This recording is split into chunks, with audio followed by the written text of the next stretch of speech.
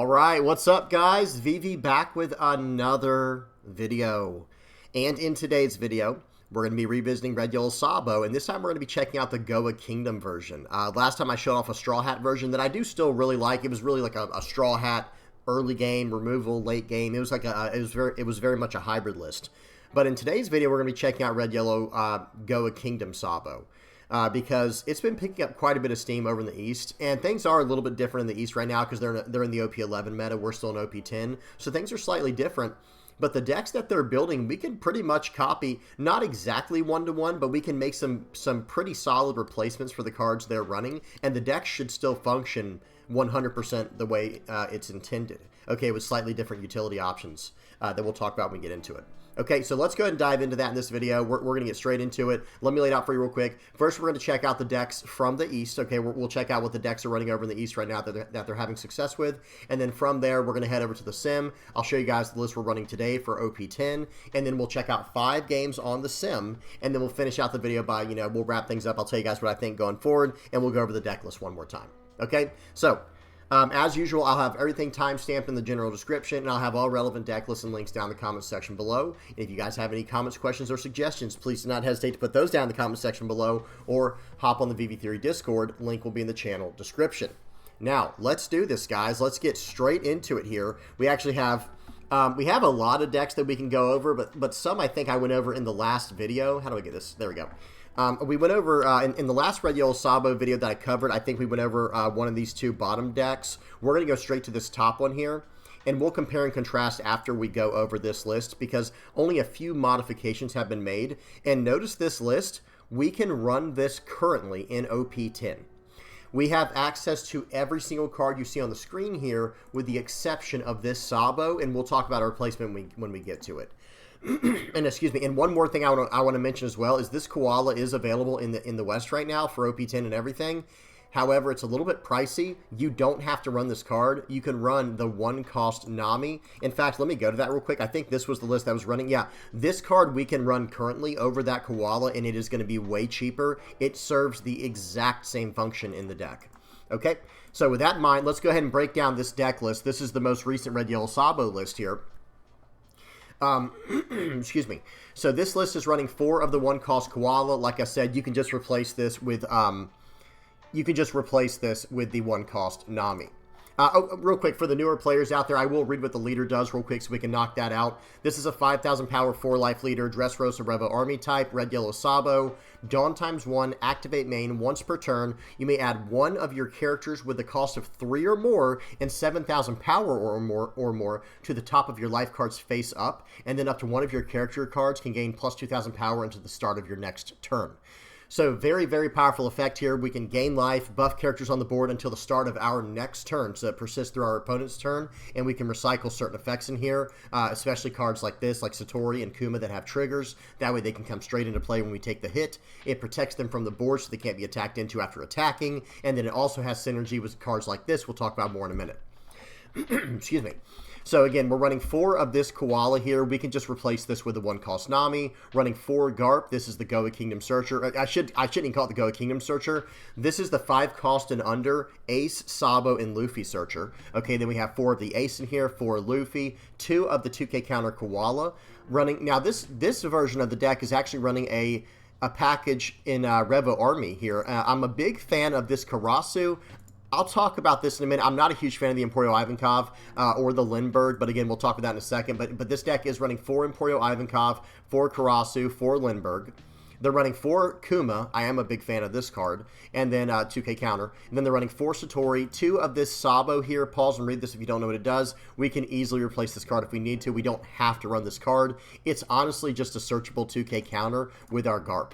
That's the main thing. And we have other options for that, like the 3-cost the 3-cost Luffy, if we absolutely need it, because we don't have access to this yet, just yet in the West. At least not at the time you're recording this, but hopefully we will be getting it very soon. And then it's running 4 of the 5-cost Luffy from ST21, 4 of the 5-cost Ace, and then 2 of the unblockable Luffy from from ST01. So very straightforward list. The only thing that I have a big problem with, I mean, I shouldn't say it's a big problem I have with it, but I just don't really care for them in the deck, is this Revo Army package here, not counting the Kuma. Kuma's completely fine. Excuse me, guys. I'm fine with the Kuma because this is a 2K counter with a trigger. I don't see any problem here. And I also don't have a problem with the Karasu. I think this is actually a good card, and it really shows... again, I can't stress this enough. Currently, at the time you're recording this video, we are not caught up with the East yet. Over in the West, we're still in OP10. They're in OP11. This Karasu will help your matchup into something like blue-purple Luffy, which, again, comes out in OP11, or even any 6,000 power leader. Like green-purple Luffy gets up to 6,000 power pretty frequently. And then also Shanks, he doesn't get to 6,000 power often unless he's running Yasop, but... he does kind of act as a 6,000 power leader, one attack per turn. So this card, Karasu, does help with that. I'm a big fan of this card. I think this card is fine. Especially, like I said, in OP11, I don't think there's a whole lot of removal in the format, so I think Karasu will do fine. Excuse me, but I'm not a huge fan of Lindbergh or Emporio Ivankov. Yes, you can get plenty of value from this card, cheating out cards like Karasu, or excuse me, like Karasu, like Lindbergh, and like Kuma. But I think we could probably fit better cards in the spot of where this this Lindbergh, excuse me, of this Emporio Ivankov, where this card is. Even just another 2K counter, because I have seen decks, like notice this one's running 4, 8, 12 2K counters. I've seen decks previously, in fact, I think it was this one. I think this one was running like 14 2K counters. Now this one is running, this other version here is running a 2K counter from OP11 we do not have access to yet. But this list is running 2 Hiyori, 3 Zeus, 3 Koala, so that's 8 2K counters right there, and then it's got 4 Satori, that puts us at 12, and then it's running 2 Sabo, so that's 14 2K counters, and 2 zero cost 3Ks, this version is. And again, I think this was the version we looked at in the very first video we ran through of Red Yellow Sabo from OP11. Okay, so again, going back to this one, I'm a huge fan of everything in this list. I love how we can run this pretty much card for card right now in the West. But I will be showing off some revisions when we get to my deck list. Okay, then there's one more version I want to go over real quickly here. This one's This one's actually just exactly the same as the first list we looked at. Yeah, I think this is the exact same list, guys, or not the first one we looked at, but the one we just looked at from the first video we went over on Red Yellow Sabo. Yeah, I think this is just the exact same deck card for card, if I'm not mistaken. Okay, so maybe someone had repeat success with it. Maybe they moved a few numbers around here and there, but it looks pretty much identical. And then there's one more list from this 2-on-2 battle. Okay, and yeah, and this is the one I was talking about. So this is this one was running the Nami that we can run over here in the West, and it's going to be way cheaper than the Koala. That was in the first list we looked at. And then it's also running this promo Luffy, which is a searchable 2K counter with Garp, and we can run this over the 5-cost Sabo that we don't quite have access to over in the West just yet. Okay, now this is running let me say a few things here. I do like the Hiyori in here, and I really like the Zeus, but we don't have access to this just yet over here in the West. And this is another card, by the way. I didn't even think about this, but I would rather run, in the list we just looked at, I would rather run the Kikinojo over the Emporio Ivankov, or even this 3-cost Sanji over the Emporio Ivankov, because I don't believe they were running that, right? Let me see something. Yeah. So let me just say this right now. I would literally rather run, instead of the Emporio Ivankov in this first list we looked at, I would rather run the 3-cost Sanji, because it's going to draw us a card when it gets KO'd, and it's just a big body on the board, and it's a 1K counter in hand. I think it's just better than this card in every way, shape, and form for what we're trying to do with Red Yellow Sabo, but who knows? I guess this card is technically better at flooding the board if given the opportunity. And then over this Lindbergh, I think I would actually rather just run something like a Kikinojos. I would lose a 1K counter in the process, but who knows, maybe I just run 2 Kikinojos in the place of this, and then 2 zero cost 3Ks or something like that. And then in the place of this card, I think I would rather just run some other 2K counter, maybe even a Flampe. In fact, in today's video, I think I'm going to be showing off a list that is running Flampe. Okay, so that was just to give you guys a quick idea of what they're doing over in the East right now with Red Yellow Sabo, and they are winning flagships right now, guys. Red Yellow Sabo in OP11 is no joke, and I don't think it's going to be much worse in OP10. I'm going to show you guys some games today that hopefully can convince you as well to try this deck out, because I think Red Yellow Sabo is even still decent right now in the West, even without cards like Zeus available to us. Okay, so that's the decks over from the East. Red Yellow Sabo is doing very well over there right now. Now for the deck list for today's video. Let me clear this up real quick. There we go. And this is what we're going to be looking at in today's video. This is what it would normally look like with the leader in there. I'm going to remove the leader so it all fits on 2 lines perfectly. I'm running 2 Kid and Killer, 4 Karasu, 2 Koala, 4 Sanji, 2 Chopper, 4 Nami. This is just the 1-cost promo Koala, basically. Let me show you guys. They are exactly the same card for those who are not aware. It's just this one is Revolutionary Revo Army Koala, and this is Straw Hat Crew Nami, but their effects are the exact same. Everything about it. They're both 1-cost, 1,000 power, 1k counter characters. Notice that. And then they both have activate main once per turn. Give your leader or up to one of your characters 1 Rest to Dawn card. It is the exact same thing. We can trade that out for if you don't want to spend. I think it's like $20 for the promo card Koala over here in the West right now, which is unfortunate. Okay, so we're running 4 Nami, excuse me, and we're running 2 of the unblockable Luffy. I liked seeing the one of, I think one of those lists had like a single unblockable Luffy. Let me see something real quick. Was it the first one? Yeah, or the bottom one here. I like how this list is running a one of unblockable Luffy, and that is something I will definitely consider going forward. I might make some revisions to that later, but I'm running 2 in this list, 4 of the 5-cost ST21 Luffy. This card is staple in the deck. It is now the red version of this ace, and it allows us to get more value from our 2-cost Luffys. Okay, because our 2-cost ace could get value from the 5-cost ace very easily. But we didn't really have a great card that was a 5-cost 7k like this ace was for red, because we only had the unblockable Luffy, which is still a great card. However, this is, for what it's worth, this is essentially a 5-cost 7k Luffy. It is very, very solid, okay? I'm running 4 Flampe.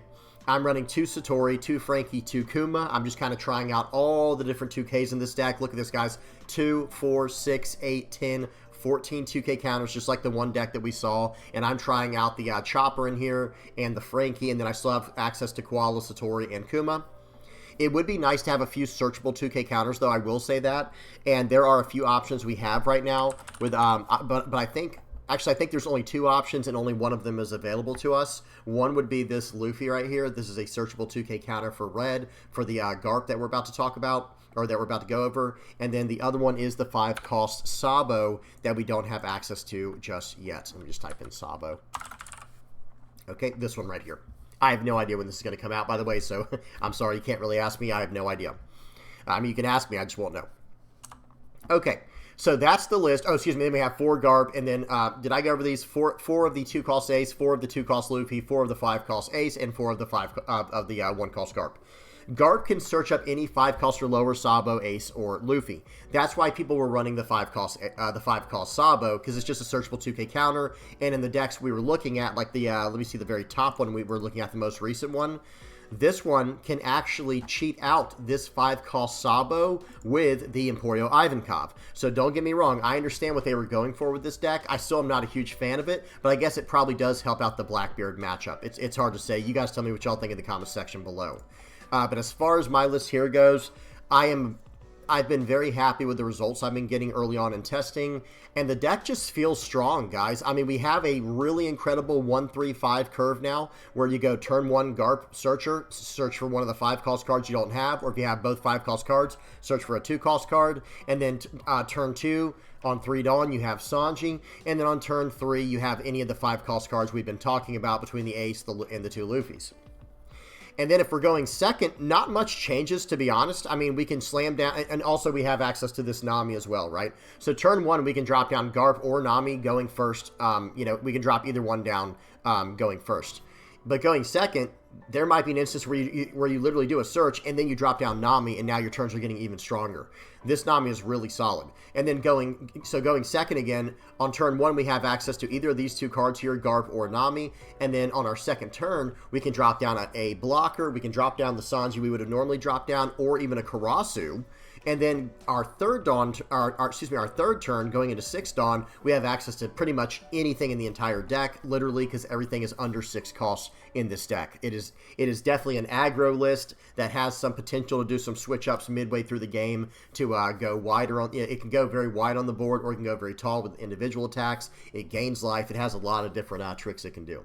Okay, so that's it for the deck breakdown. Let's go ahead and hop into the games on the sim. I don't want to leave you have you guys waiting any longer. I want you guys to check out this deck in action, because it really the deck kind of speaks for itself. It's hard to explain, but for anyone who might be confused on, like, if you're new to Red, Yellow, Sabo, let me say this real quick before we get into the games. If you're new to Red, Yellow, Sabo, I will link in the comments section. I have put together an entire Red, Yellow, Sabo playlist with something like over 40 hours of Red, Yellow, Sabo gameplay, and it should help you learn how to, you know, how the deck works, okay, if you have no idea. All right, here we go. First game up, volume is off, speed is on 2x, and here we go. We got a game versus Purple Luffy. I tried to get some decent games for today's video. I've got a game versus Purple Luffy, and then we have a game versus Blue Doffy, Red Shanks, Blackbeard, and Red Zoro. So we're going first. We're going to slam down the the Nami that can move Dawn around. We're going to swing for 6 into the Luffy here, and they're going to 2K counter out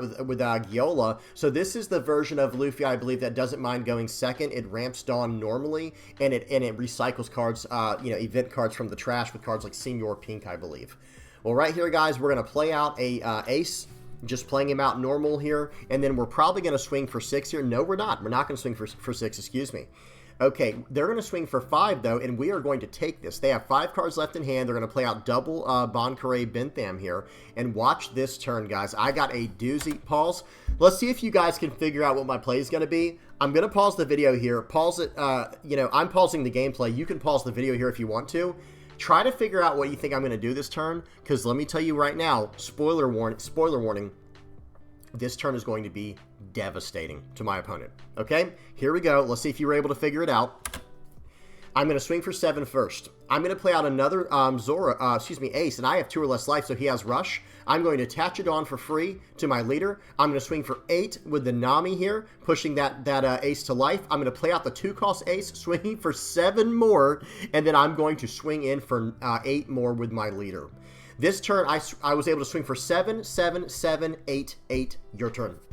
And I'm a 7,000 power leader, and yeah, that turn, like I said, this is why people love the Goa Kingdom version. It can just go nuclear out of nowhere. They're going to swing 7 into 7. I'm not going to give him that card for free. He's going to swing 7 more into 7. Here's another 1K counter. 5 into my Nami. I'm actually going to counter out because I still can do a lot of swinging next turn. They're going to play out the Rosinante.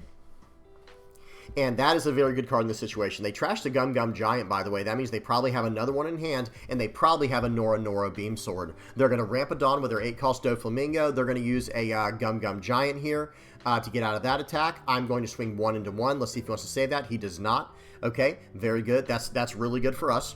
And now in this situation here, I need to make up my mind on how I want to do this turn. I'm going to swing 7 into face. I want to get more cards from my opponent's hand. He gives me a 2K, 1K. Very nice. And now I can actually, I'm trying to figure out how I want to do this. I'm going to play out the Luffy. I'm going to attach a Rested Dawn to my leader. And now I'm going to swing probably 6 into the 1K. I want that. I don't think I can finish. I could try to finish the game here because my opponent could be bluffing for all I know. I'm going to swing for 9 to see what they do here. Like I said, they could be bluffing, but I also don't want to risk if they are. You know what I mean? So they're going to Blast Breath to get out of that one. They have 1 Dawn left, so I'm going to go 6 into 1. I swapped it up on him there. I forced him to get out of the attacks he needed. That, you know, I forced him to get out of that attack so I could go into his board. And now we have 3 life. We're not really at jeopardy of losing this game. They are on an 8 Dawn turn. Okay, and then they can't go for game. Like I said, there's pretty much no possible way to go for game right now because I have 3K counter in hand and 3 life. So even if they had something like the Rush Saba, the Rush Sanji, it still won't win them the game. Okay, they're going to play out a Queen here, which is another Dawn -1 effect. Hey, Purple Luffy, you know, they're getting out of some major attacks here. Okay, they're going to swing 5 into Sanji. We're going to let him get that, and we'll draw a card. Okay, we're going to 1K counter out of that. We're not going to let him have any of these cards if we can help it. Okay, we couldn't get out of that one, unfortunately, and here we go. So now it's time to just start smashing in, right? We don't really have a better option. I think we're just going to smash everything in here with the ace. Maybe play out the Sanji first to oh, looks like I'm going to push that card to life. Very interesting. Buffing my ace by 2,000. So now I have a 9,000 power attacker. We'll swing for 10, and then we'll swing for 11. That's the idea here. So we'll swing for 10. Let's see what he wants to do with that. He has 2 Dawn active. I'm going to attach everything here. Oh, excuse me. It was swing for 10, swing for 10. And they were bluffing. They had 2 Dawn active, but no counter events. So they're not going to be able to get out of that because they only had 2, 3, 4K counter in hand. But now I'm back up to 4 life and my opponent is in a lot of trouble. So hopefully that makes more sense about what I was saying earlier. This deck is very aggressive, but it's also, it can kind of switch things up and like, okay, well, I'll just gain some life here and I'll just gobble up the board and go from there. And now I'm going to force you to attack into me because I have nothing on the board because I'm pushing it to life, and I'm going to get those cards back and I'll just go for lethal next turn because a lot of my cards have triggers or rush. So really good game there to my opponent. But I do want to show that turn off one more time, guys. This turn was so devastating. Swing 7, play out another 5 call 7K with rush, swing for 7 more. We're going to add a Dawn to our leader for free there. We're going to buff the Sanji to swing for 7 again. I guess I could have held off on that attack, to be honest, and played this card out again to swing for 7 and then 8 with the Sanji and then 8 with leader. But we swing for 7, 8, 7, 7, 8, 7, 8. Really strong attacks there to my, against my opponent. That was a rough spot to be in, but good game to them. All right, now next game. So that was against Purple Luffy. Now we got a game versus Blue Doflamingo. Doffy has been a pretty tough matchup for Red Yellow Sabo ever since it got the ST, what was it, ST17, I think. Red was 15, green was 16. Yeah, I think it was ST17. Ever since it got those new cards, like the Trafalgar Law, the Boa, the what's his name, Blackbeard or Teach or whatever, ever since it got those cards, it became a very tough matchup for Red Yellow Sabo. But before that, we were actually doing very good into Blue Doflamingo with a trigger version of the deck with Nami. So right here, we're going to just try to fill the board out as much as we can. We're going to swing 6 into 5 here. Excuse me, 6 into 4 because of the Karasu. Let's see what our opponent chooses to do. They had to counter out with the Trafalgar Law just to be able to save that Mihawk, which means they probably have another Trafalgar Law in hand, if I had to guess, because they wouldn't typically just give that card up. It has way too much value into this matchup. So they're going to swing in for 6 here. I am going to take this. I need to get down the 5K. I need to get down to 2 life, so that way I have access to my 5 cost rush aces immediately. So we're going to 2K counter out of this one. We're at 2 life. We're doing just fine now. Let's see what they, so they pass the turn back. We're going to swing 7 into 5. He's going to let that card go. Okay, now the question is, do I even want to swing with Karasu? Honestly, I think the answer is yes. So I'm gonna push the ace back to life. I'm gonna swing 7 into his leader and drop the Boa down to 5, so he can't get any really high value blocks off here. And we're coming in for 5. We're coming in for 7 into 5. They're gonna take that. Any trigger? No trigger. Now we're swinging for 7 more into 5. He's gonna 2K and. What else? He has to give me 1 more card. Another Trafalgar Law there, guys. So I've seen 2 Trafalgar Laws out of his hand. Maybe he doesn't care about pushing back my Karasu because I can just keep playing that for 1,000 every time, and then my opponent can't attack into it. Okay, Gravity Blade, very well played there by my opponent, or else next turn was going to be devastating. They're going to swing for 6. We're going to 2K counter out, and guess what? Guess what we're going for now? So pause. Remember what I said, guys? How this was a super aggressive list, right? Well, it doesn't have to be. And in this situation here, my opponent is down to 3 cards in hand and 1 card sideways on the board. It would not be very wise for me to go for life and give him more cards to hand and keep this character on the board, safe. So what are we going to do? It looks like we're going to swing for probably 7 into 6 here. Okay, yep, 7 into 6. Let's see if he wants to give me a 2K. I would love for him to give me a 2K because this card will not survive this turn. Right, that's my logic, is this card is not surviving this turn. So right here, we're going to push this card back to life, and now we're going to play out the ace again with the 2-cost ace. We're going to swing for 7. We're going to swing for 8. And we're going to pass the turn.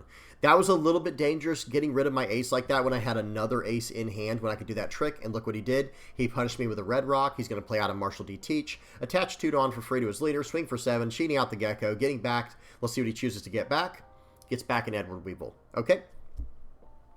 Seems good, but again, we have an opponent with a character that is sideways on the board. I love that. That is literally prime time for what we're trying to do with Red Yellow Sabo. Look at that. And he gives me cards from hand. He has to. Well, now we're swinging 7 into 5. That card's gone. Now we're going to push the Luffy to life, and then we're going to swing for 9 with Kid and Killer here. And we're going to pass the turn back, and now that's a 7K Kid and Killer on my opponent's turn. A little bit harder for him to deal with. And what does he want to do? Bounce it back to hand with the Trafalgar Law? We're not upset with that. Or if he wants to Gravity Blade it, we're not upset with that either, because that will pretty much be his entire turn. And we'll take the hit to life, and we'll get our Luffy right back deck. This is what a lot of people call like the Luffy loop within Red Yellow Sabo, because what ends up happening there's a Luffy loop, an Ace loop, or a Kid and Killer loop, where essentially you swing in with the card with Rush, it hits or it doesn't, whatever. It gets cards out of hand or it gets the answer you wanted, it gets rid of the life, and then you put it into life, and now they can't deal with the card because there's not many ways to deal with cards in your life. So my opponent is taking a lot of time here trying to set up their top 5 cards in deck. Remember, guys, I do keep these games on 2x speed, but my opponent is at a very critical point in this game. He has to make sure to play things exactly the right way or the game's just over next turn. Okay, and it might just be over anyway, right? We'll see what happens. Okay, he is going to load up for 4, 5, 6, I believe. I think he ends up swinging for 11 into 7. And guys, watch this. Yeah, look at this. He's got to swing 11 into 7, and we're not going to let him have this. 2K, 2K, 1K. And now, our turn. Beautiful. We get another Rush Luffy. So now we're going to swing in for 7, and now we'll put the Kid and Killer into our life this time. He 2K, 1Ks out of that. We're going to push this card to life. We're going to swing in for 9K here. Yeah, I'm trying to do the math real quick. I'm like, wait a minute. How much does he have? And I'm like, I'm still getting used to running this card because it gives us a 1K counter. Right, or not a 1K counter. It gives us a Dawn. So we're going to swing in for 9, and then it's swinging for 10. I was debating, another thing I was debating there, that's going to be good game to my opponent. I was debating whether or not I wanted to swing for 9, 10, or 8, 11. And it's like, you know what, I'm going to go for 9, 10. I think that's just the better play. So that way he has no chance to get out of the first attack, and then his chances of getting out of the second attack are also very, very slim to none. There is a chance if he had 2K, 2K in hand, and if he got another 2K from life, then he could have gotten out of it. However, the game's not just over at that point, right? Because we still have 3 life, and he only has 3 really strong attackers. But I will say this, we had no counter power coming from life, so it would have probably been over if he survived right there. Okay, good game to my opponent. Next up, we have a game versus Red Shanks. If you were to ask me what the hardest matchup is for Red Yellow Sabo right now, I would tell you Shanks with pretty much no hesitation. I would say probably Red Shanks or maybe Eustace Kid or Katakuri or something like that with this version of the deck, unless you just get a really explosive start. So they go first. They play out an Uda, do a search. We go second. We're going to play down Garp to do a search and play out Nami. Look at our hand, guys. This is a hand I would have picked from the deck if I could have. Like, all right, here's what I want my starting hand to be. Like a Searcher Body, the 1 cost Nami, and then just 4 Luffys in my hand. 2 of the 2 costs and 2 of the 5 costs that rush. And I have an unblockable to swing in with after that. So here we go. We're going to play out another Nami here. We're only on 4 Dawn, so we couldn't do anything special there. We play out an Ace to bait out the Ace. I was hoping he had removal there to get rid of that 2 cost card. He did not yet, or if he did, he didn't decide to use it. That's okay. It's time to start swinging. We're going to go in for 7 here with the Ace, or excuse me, with the Luffy. He is going to pause. A lot just happened there. Hang on. This is why this card is. This is why what's his name? This is why Shanks is so hard for Red Yellow Sabo to deal with. I was able to swing for 7 right here. Watch this. Hang on. Let me go back one more spot here. So watch this. Oh, I didn't hit play. There we go. I play this Luffy out. I swing for 7, and watch what he does. He does minus 1,000 power for the turn with my effect here, and he's still 2K countered out. He could have easily just 2K countered out, but my opponent is very intelligent, and they know about the Red Yellow Sabo matchup. So what did they do? They gave my character minus 1,000 power more, so now I can't put it into life unless I give it another plus 1,000 power. Right, so they gave me minus 1,000 power for the turn, excuse me, that's what I meant to say, and now I have to give it another plus 1,000 power to put it into life and to get the effect off. So watch this, here we go. We are going to do that still. We have the 2 Namis on the board, which is really nice, so we can move Dawn around much easier. We're going to push the card to life. We'll give the plus 2,000 to the Ace. We'll try to bluff that again, guys, trying to get him to use some type of removal on that Ace when we don't even have an Ace in our hand right now. We push the Luffy to life, of course, and we swing in for 7. They're down to 3 life. This is a really good spot for us to be in, and let's see what they choose to do here. That Lucky Roo, excuse me, that Lucky Roo is very annoying. They're going to swing for 7, swing for 7. We're going to have to take that because we don't have any 2K counters in hand. It'd have been too bad of a trade-off for us to counter out of that. It'd have been super ineffective. We do get a Satori trigger here. So what I think I'm going to do is I think I might actually swing in. I'm going to play out the Luffy first and swing in with that first. I want to get this this Lucky Roo off the board. I'm going to give a Dawn over to the Satori, and I'm hoping he's going to use the Lucky Roo and then KO show my Satori. That's my hope. Beautiful. That was what was intended. I did not want to put that Satori into life. It was a decent plan if I needed to. I could have put that Satori into life, you know, swing 7 with it, and then life it and protect it in that way. And he could, if he would have gotten rid of my Luffy, that would have been fine. It was another option for me, but that was definitely preferable. I would have rather him get rid of the Satori instead of the Luffy. Okay, so here we go. I'm going to play out a 2-cost Luffy now. We're going to push the Luffy to life. We're going to buff the ace, play out the Luffy again with the 2-cost effect here. I'm probably just going to swing for 7 into 6 here. This is going to cost him a 2K counter. And then I'm going to swing 9 into 6. And I don't think he's going to be able to save that card, guys. Now, notice what I did. One more thing I want to mention real quick. Hang on before you blast my board with Rayleigh here. Notice what I did. When I swung for 6 here. Okay, watch this. He is able to... Okay, excuse me. He did. I was going to say one thing to take into consideration is I don't think he used his leader effect this turn, or I could be wrong. Maybe he did on the following attacks. But if he would have done minus 1,000 power to my Luffy, and once I push it to life and pull it back out of life, he doesn't have the minus 1,000 power for the turn because he changed zones in that case where he went to my life and then back to the field. I just wanted to point that out real quick. Okay, so right here we were able to swing 9 into the Yasop. We'll see what he chooses to do here. Excuse me, I didn't hit play. There we go. And he ends up taking this, remember, and then we're going into his next turn. We're going into turn 5 for him. He's on a 9 Dawn turn. Okay, there goes my Luffy. There goes my Luffy. He pops that, but I have another one in hand. He swings for 6. We take that. Now, things are getting a little bit dangerous right now. Things are getting a little bit ugly. We're going to have to... hang on 1 second, guys. Did I take that last hit? I got to see something real quick. I didn't counter out, did I? Okay, play. Here we go. So remember, I'm at 7,000 power here. I want to make sure I didn't make a mistake. They get rid of my Luffy. They attach it on to their leader and swing for 6. I'm at 7,000 power. Okay, good. I did that correctly because I was at 7,000. They were only able to swing for 6, and so we could just ignore the attack. We're going to swing for 7. They were able to minus 1,000 to get out of that with a 2K counter. We give our Luffy another Dawn. We play out the Luffy. Now, this is what I was talking about. That minus 1,000 power for the turn from the Shanks does not persist in this case because I was able to buff the character one more time with a Dawn, pushing it to life. It changed zones, and now it loses that power reduction for the turn. And then I put it back into play with the Luffy effect here. I'm going to swing for 7 into 5. I have plus 2,000 on my leader until the start of my next turn. Or excuse me, I think it's until the end of my opponent's next turn. And now I'm swinging in for 9. We search up the ace that we needed with the Garp. And now this is the one scary turn I have, but I have 2K counters in hand. Pause. I don't think that was the right play because my opponent is in just way too much trouble right here. They probably should have tried to go for lethal. And that would have looked like this. They have a 5K on the board and a 8K, right? So 5 plus 8 is 13, plus 10 is 23. So they could have swung for 11 and swing for 12. And that was actually their best chance of winning this game because I can only get out of a 10 right now. So it would have all depended on what my last card was here. It would have had to have been a 2K counter, or I think I just lose.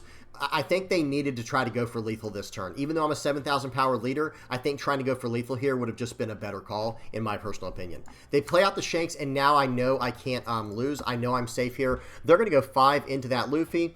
That's completely fine. We'll get out of this for a 2K, and now they're going to swing for 12. We get Akuma. It was a 2K counter, so in the end it didn't matter. But the technical correct play here, I think, was to try to go for lethal.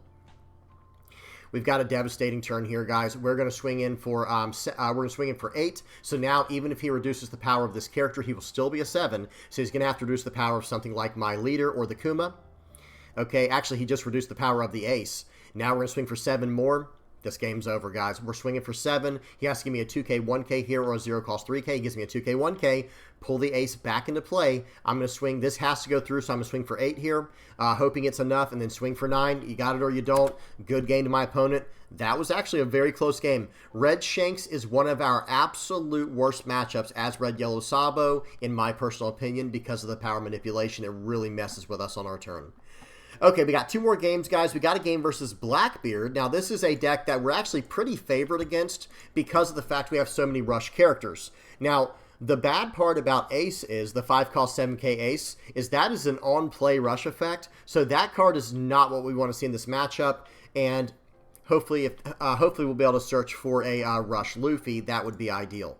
So they're going to get to go first here. They play out the stage early on. We do a search with our Garp here. Let me make sure we didn't choose the wrong card with Garp. I just want to check real quick for this matchup. Okay, so we play out the Garp. Yep, we only had a single option we could search up here, and it was the 2-cost Ace. It's better than nothing, but it is not. We want a 5-cost Rush Luffy in this matchup, or the 4-cost Rush Kid and Killer, which we can't search that up off Garp. But that's the cards we're looking for. That's the card we're mulliganing for against Marshall D. Teach. Okay, so they're going to go and play out the Dock Q, getting rid of our Nami. Very solid play there by our opponent. And next turn, we have a really ugly 4-Dawn turn. We don't have much we can do in our hand here. We're going to swing 2 into 0. I'm sure that card's going to be gone. Now we're going to play out the Karasu, minus 1,000 to their leader. They did not use their leader effect to turn off on play effects, and we swing for 5, and they're still down to just 4 cards in hand. So if they want to start using their leader effect, be my guest, right? That becomes the double-edged sword of Marshall D. Teach's ability, especially going into the more aggro decks. If you want to use the leader effect every turn, it's going to cost you big time, right? When I'm coming in with rush stuff, I'm coming in with things that have rush where you can't really slow those down. So they're going to play out the Lafitte here to do some searching. They get rid of our Karasu with a, I don't know if they used Liberation or if it was Finger Pistol, I'm not sure, because he could have milled a Liberation into the trash, right, or the Black Hole or whatever it was. We're going to play out a Portgoss D Ace. A 5-cost 7K vanilla in this situation, that does not feel great, right? That definitely does not feel very good. But okay, they're on their 7-Dawn turn. What do they want to do here? Do they want to use a 6-cost Liberation here to get rid of this card? Actually, I don't think they can, right? Because they don't have 2 or less. I don't have 2 or more characters more than my opponent, if that makes sense. They're going to play out the Kuzan, and let's see what they choose to do here. They're going to swing for 7. We're going to gladly take that. They did not use their leader effect again because they have such low cards in hand. They're scared to do it. And right here, we're going to punish them. We are going to absolutely punish them with this ace play here. Watch this. We're about to go nuclear. That's the word I like to use here. We had another player we could have done this with the Luffy if they had turned off our own play effects, but I would much prefer using the aces in this situation and saving my Luffy for another turn. So swing 7, swing 9, swing 7, swing 9, or swing 7, 9, 7, 8, I think it was. Yeah, this is not a place you want to be in as a Blackbeard player. That was absolutely brutal. Let's watch that one more time. Instant replay. Here we go, guys. So we're going to be able to swing for 7 first with this ace right here. While we have 2 life, we're going to play out the other ace, so now this one has rush. We should have swung for 9 there. Oh, well, it is what it is. That was kind of a mess up, to be honest, but it's fine. We're going to play out, we put the card back into life, buffing our rested ace, and then playing out the one from life with our 2-cost ace, swinging for 7 with it again, swinging for 8. Our opponent's down to 2 life. Again, guys, not a spot you want to be in as Blackbeard. You have to use that leader effect. You just have to. Now, again, I actually still could have done that play with the 5-cost Luffy with the 2-cost Luffy, but now I can save that for this turn, even if he turns off my own play effects. So I was able to punish him a little tiny bit there, but I don't think it would have changed too much. Okay, so let's see what our opponent chooses to do here. They're not even on their 10-Dawn turn. The writing has got to be on the wall at this point. They had to counter out a lot to survive with 2 life last turn, so now on this turn, they're actually looking at a terrible situation here. Okay, so it looks like they're going to go and play out a Burgess here. I do like that. They need to start filling out the board, but again, guys, it might be a little too late because they have to get rid of my board. They must. They simply just must get rid of the board, and that's a 7K, a 7 and a 9K on the board. We're going to counter out that aggressively. They recycle the Kuzan for another Burgess. They're going to try to go for lethal next turn. They swing 5 to 7. We just ignore it because, hey, that does not get through a 7K. Now we're going to swing for 7. Yeah, this is not looking good. Maybe if it was a trigger that got rid of one of my characters, it would be a little bit better for them, but I just don't think it can save them from what's in my hand. And I don't have any on plays coming. Oh, okay. Now that was pretty nice. Did you guys see that? They hit a Liberation, the 6-cost event, out of the trash, and that will negate the effects of a leader and a character for the turn. So the character doesn't matter. He's going to swing for 7. That's fine. But negating my leader effect, that was actually pretty good. That was actually pretty nice. But I think, again, too little, too late. Because at this point now we're going to be able to swing for 15 with our leader because they had to take that. And that's going to probably wrap it up, right? Okay, so here we go. Swinging in for 15. GG to my opponent. They could not get out of that. But yeah, that's what this deck does. It goes absolutely nuclear. Okay, it goes supernova. All right. We got one more game. We got a game versus Red Zoro now. Volume is off. Speed is on 2x, and here we go. I almost said 4x. Now, that would be crazy, guys. That would be crazy going 4x. All right, we're going to get to use that Flampe right away against an aggro deck. That's right. I'd rather have answers in hand and just go about things that way. They're going to play out a buggy on turn 1. That's fine with me. We'll poke for 5, and we'll probably just establish this Sanji. I love that as a turn 2 play going first. Going first, slamming down a Sanji feels really good after attacking him with the leader. It's a good feeling. It's a real feels good type of play. Okay, they're going to play out a Curly to Dan doing a search here. I think I didn't actually look what they pulled up. They're going to swing for 5, then they're going to swing for 6. We'll take one, counter out of the other. Now we're just going to go for the board a little bit. Does he want to save this? Okay, we'll swing for 5 into 3 here. See if he wants to take this. The answer is, I mean, he probably should just let this go, right? I think he counters out of this first one, guys. As crazy as that sounds, he does 0 cost 3k.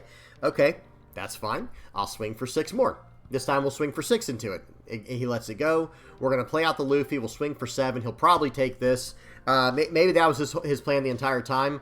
I personally would have just taken the... I would have let him get rid of my buggy and then, 6 in the face here. Then he could have taken that. Then 7 more in the face. He could have taken that to draw 2 cards.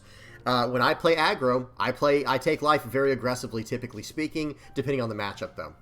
They're going to play out a Marco, getting rid of my Sanji. That's fine. We do draw a card with that, and we're going to move on from there. They're going to swing for 5. We're not going to let him have that. He left 1 Dawn active. This is a very odd version here because they are running the buggy. I'm assuming it's going to be something more like a Rad Beam that he might be trying to play here. So we're just going to play out a pretty normal turn, just swinging as much as we can, getting as many cards out of his hand as possible, or getting him down getting his life down as low as possible. Can't even talk right now. Then we're swinging for 9k, so we swing for 7, swing for 6, swing for 9. A little bit messed up with the sequencing there, but that's kind of how you have to do it. There it is. There's the Rad Beam we were expecting, and they get out of that with a 1k as well.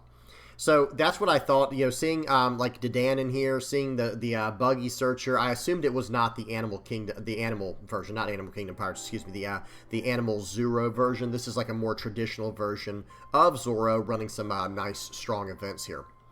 Okay, he swings 4 into 4. I'm just going to 1k counter out of that. That saved me from that 6k attack, and now he's going to swing for 6 in the face. And we're going to 2k counter out because we actually have a Luffy in our hand, and looks like they have one more attack we need to get out of. So we're going to take that now, and now we can do the little combo here if we need to. And this is when this deck just kind of goes crazy, guys. We're going to swing 7 into 5 here. Let's see if he chooses to take this or not. We are going to eat this board up. This is where the deck basically just starts pumping the brakes. We're going to go 3 into 3. Does he want to save this card? It will not go well for him. That's all I can say. Okay, he ends up letting it go. Seems good. I think we're still going to... Now, we might ignore the Marco. Marco is a little bit different because he can kind of protect himself with events and things like that. So we're just going to swing 7, swing 9, try to put him on lethal next turn. Because remember, we're a 7,000 power leader right now from our effect there. And we do have an unblockable Luffy in our hand. We have a lot of things we can do next turn potentially. Okay, let's see what he chooses to do. They're going to play out a dragon. Okay, so they're probably going to go pretty aggressive here. Now watch this. Does he realize I'm at 7k? I don't think he does. We're going to 1k counter out of that. And then he's going to swing for 8 into 6. Okay, well, you can have that, right? He can have that card now. And now we're going to swing for 15, guys. I mean, this is a pretty ugly turn here. We're going to be able to swing for 15. He's going to have to give us a Rad Beam and some 2Ks to get out of this, I think. Yep. And he did not have it. Good game to my opponent. We had a little too much damage at the end there. And that's what this deck does, being able to swap back and forth between attacks. If lethal was not in sight there, we could have just gone for the board a little bit, gained another life. We had a lot of options, and we did have some pretty decent counter power in hand that time. Another thing we probably could have done there is like playing out the koala -3 to something. We had a lot of options there, but I like just going straight for lethal there. They had no life left. We were aggressive enough early on, and we were able to dictate the pace of the game in the end game there. All right, well, that's it, guys. So that's the deck list for today. Again, this is the deck list here. When I loaded in, this is, with the leader. I just took the leader out so you guys can see it all on 2 rows. I'm a big fan of how this deck is working right now, and I think as soon as we get access to Zeus, I'm just going to drop 4 Flampes for 4 Zeuses. I mean, literally, that's probably my straight-up swap out. Maybe I'll trade down 2 Flampes for 2 Zeuses, and... who knows, at that point, maybe get rid of the Frankie or something. I don't know, something along those lines. I am a big fan of having these trigger bodies in there. It really helped me out in the game against Shanks, the red Shanks, having that Kuma or I think it was a Satori as one of my life cards. That helped out big time, right? And I think I actually had a Kuma as well in there. So, you know, that can really flip a game for you. And they're just 2K counters at the end of the day if you don't get them as triggers. But yeah, this is a deck that I highly recommend if you're trying to play Red, Yellow, Sabo. I think this list is pretty budget, what you're looking at here. The most expensive cards in here are probably these 3 cards. The 3-cost Sanji, the 5-cost Ace, and the 5-cost ST21 Luffy. I think those are probably the 3 most expensive cards in here. And but I still think this is a pretty affordable list. I don't know how accurate this is over here. But notice this is it says $130 list, but I wonder if that's accurate considering this card is like, how do I say it? This card's like really expensive right now over in the West. And this card's not even available. So again, I don't know how accurate this pricing here is, but I would imagine without these 4 koalas, this is probably a deck that's under $100, right? Without the promo stuff going on here, this deck is probably under $100 because you just... The main bulk of the deck is, I think, this Luffy and this Ace. And I don't even think they're that expensive. I think they're both under $10 each. So, yeah. Okay. Well, that's it, guys. Again, like I said, this is the list we are running in today's video. I feel pretty good about it in the current meta. It does feel like it has a bit of a struggle versus Red Shanks, like I said. I think it will probably struggle into certain yellow decks because they can just kind of burn life and arrange our life around. That hurts what we're trying to do. So yellow and red are going to be a little bit rough for this deck, which I guess that's not that hard to believe, right? Because that's basically the mirror match. We're a red and yellow deck, so red and yellow decks are going to have all the answers they need to deal with us because they're just kind of part of the same color combo as us, right? So that makes sense. But other than that, I mean, guys, this is a very aggressive deck, so it does very good into Blackbeard. I feel like it's going to be very good into purple Luffy, especially going first. And then into green. Green can be pretty tough as well, but I think once you learn that matchup, and we might have to make some tech choices for the time being, like maybe we need to go up to 4 koalas. That might be a very real, legitimate option going forward, is going up to 4 koalas to help deal with the Eustace Kid. And then we are running the 4 Karasu. That helps us out a little bit as well. But that could be a problem. We'll have to see going forward. But other than that, I mean, the list is pretty good. It seems like it's working out pretty well. Red, yellow, and green are probably on the harder side of colors to deal with. But I think this deck against blue, purple, and black, black can probably be pretty rough as well. But as long as you're pushing your cards to life and you figure out that matchup, I don't think it's quite as bad. All right, I'm done yapping. Y'all tell me what y'all think in the comments section below. Hope y'all enjoyed. This was a lot of fun. Guys, you already know, Red, Yellow, Sabo, we put a lot of time into this leader on this channel, and it feels really good right now. Sabo is probably in the best place it's ever been, and it looks promising even going into OP11. So be sure to check this out if you've not already, or revisit the leader if you have not messed around with it in some time. Things feel a lot better now. Okay, all right, I'm done. Hope y'all enjoyed. Please don't forget to like, subscribe. Whoops, that's not what I wanted. Where's the outro page? There we go. I hope you guys enjoyed that. For everyone, I appreciate everybody who supports me, whether you're liking, subscribing, sharing, commenting, viewing my stuff, using my TCG Player affiliate link. All of it helps me out so much, guys. For people who support with your Patreon, PayPal, and donations, all the Playmat supporters, the YouTube members, the Discord community, thank you guys so much for helping me out in the ways you do. Really appreciate it. Keeping the channel going, keeping the dream alive. I really do appreciate that. We will be streaming tonight. We stream every Monday, Tuesday, and Wednesday from 9 p.m. Eastern to 12 a.m. Be sure to stop by there if you get bored or if you just want to hang out. Ask me questions, live answers. It's the best way to get a hold of me if you're trying to. Okay, and it's here on it's here on YouTube. It's not on Twitch. I don't stream on Twitch. I only stream on YouTube. All right, I'm done. What else? If you guys have any comments, questions, or suggestions, please do not hesitate to put those down in the comment section below. Hope you all enjoyed. Until next time, guys. Peace.